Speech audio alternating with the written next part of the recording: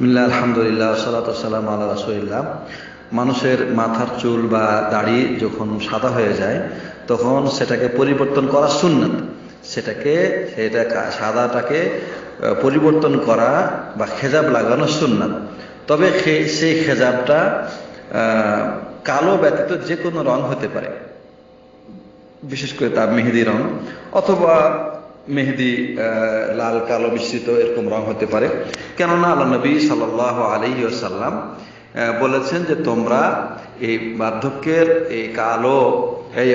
এই সাদা রংটাকে পরিবর্তন করো আর কালোটা বর্জন করো, অর্থাৎ কালো রংটা মিশমিশে কালো, কুচকুচি কালো যেটা, সেটাকে তোমরা বর্জন করো। তো এই জন্য উলামা ইকরাম বলেছেন যে কালো রং ব্যবহার করা এটা হচ্ছে কি হারাম। এই হাদিসটা মুসলিম শরীফে আছে এবং সেখানে কালো রং ব্যবহার করতে নিষেধ করা হয়েছে। সুতরাং কালো রং ব্যবহার করা হারাম। কালো ব্যতীত, কালোর কাছাকাছি আর কি, মানে সুস্পষ্ট কুচকুচে কালো নয়, তো কালোর চাইতে আরো হালকা হবে এরকম লাল রং বা আপনার যেটাকে ব্রাউন বলা হয়, এরকম রং আপনি ব্যবহার করতে পারেন।